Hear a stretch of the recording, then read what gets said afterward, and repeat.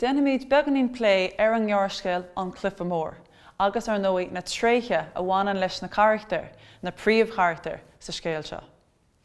An scéalaí é hain feicimid ar dús gur duine cróga é. Is duine cróga é agus léironn sé seo nuair a théann sé amach ar an barc ar an gcéad dal síos. Seachtain roimh an gluife fuair athair leis bás, ach chuine sé a bhisneach agus dairí leis dhul amach agus a fáirte imirt ar an lá mór. Chomáile sin is duine ceandána é, seasan sé an fód, sáiríonn sé na deacreachtaí, éiríonn leis an lábhanóachtar aáil ar a chéile cóthraich an súlamhánach. Nuair atá rudí deacair, nuair atá sé faoi bhrú, feicimid gur duine cliste é.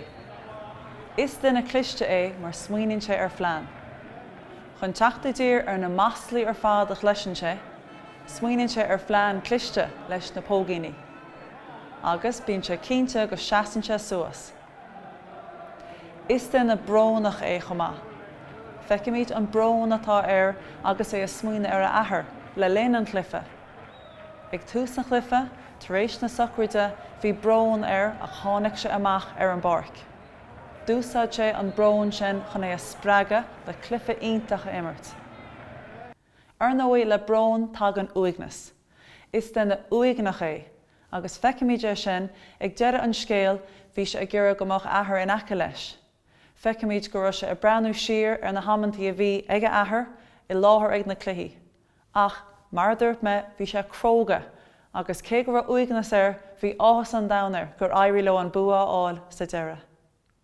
Ar nóí léach an immirthe agus léach an scéal nach duine iontach a bhí sa scéalaí. Ar an tíbheilide feicimid difriocht idir an scéalaí agus an súlamhánach a chéile cóthraich.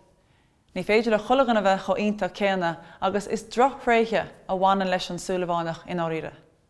An chéad cheanna heasan amach ná gur duine maslach é. Is duine maslach é mar caitheann sé go leor maslaí ar an scéalaí. Tá aige go le athair tar éis bás aáil ach is cuma leis. Ní caitheann sé go deas leis le linn na cluife bíonn cúpla sonc tugtha ró, agus léironn sé sin gur duine maslach é. Is duine cruúálach é chomá. Cé gur sé maslach ag go tús, leanann sé rá, agus pucann sé ar chalín an scéalaí, ar áine, droch rudaí ráite a rís droch hanga an úsáid aige. Ní duine deas é duine cruúálach atá i gceist. Chomá céanna is cluife iománaíochta atá ar siúl sa scéal seo an Cluiche Mór, agus feicimid gur duine ildánacha. Cé go bhfuil sé go maith, tuairteach na maslaí agus drochhanga duine droch féasach tá sé iontach ag imirt iománaíochta, agus sé an súlamhánach a aimsíonn an chéad chúil sa chluife. Tá sé gobar go cruúa sa chluife, imrionn sé thar bár ach sa deireadh ní éiríonn leis an bua áil. Is duine aineolach é chomá.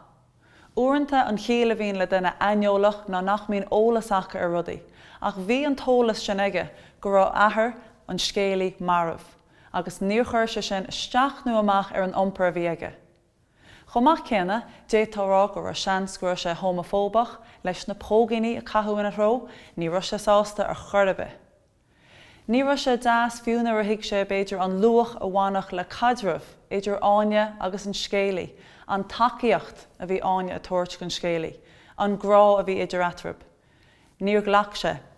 Leis an caidreamh sin caitheamid breanú ar an ngrá a bhí atrab, ach go duine aineolach níor chuir sé aon luach nó aon sim sa caidreamh sin.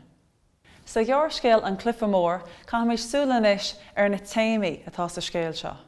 Ar nóí sa teideal an Cluiche Mór tá sé soiléir go bhfuil áit lárnach ag an spórt sa scéal seo. Leis an meafar iliach seo, ritheann meafar iliach an spórt tríd an ghearrscéal i leog. Ag tús an scéal, cleisimid agus fólamid go bhfuil deacreachtaí ag an scéalaí, duine go na príomhcharachtar. Ach, éiríonn leis na deacreachtaí sin na hárú. Leis an meafar iliach seo, is féidir breanú ar an spórt mar a bhach an síl. Nuair a bhreathnaíonn tú ar deacreachtaí a bhach ag daoine sa síl, na síl farsanta, tá sé thar a bheith tábhachtach go núsáideann siad láidreacht, go mbíonn siad cróga, go mbíonn misneach acha, chun cinn tú gur féidir ó leanúint rá. Siod a rinne an scéalaí sa chás seo. Cé go raibh deacrachtaí an, cé go raibh fadhbanna, dúsad sé in neart féin, agus deimhrí leis. Fuair sé an lámh an uachtar sa Cluiche Mór.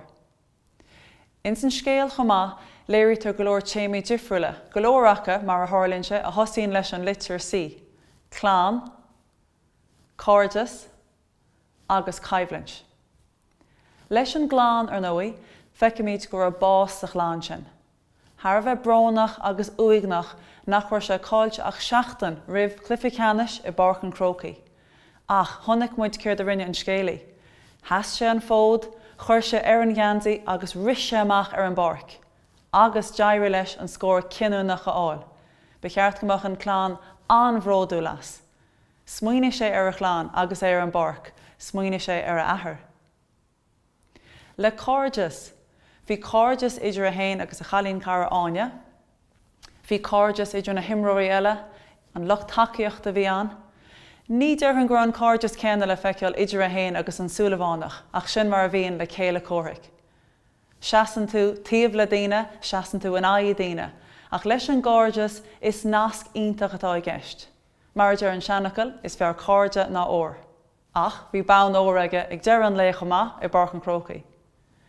Maidiú leis an gaibhlint, an Cluiche Mór, teideal an ghearrscéil seo.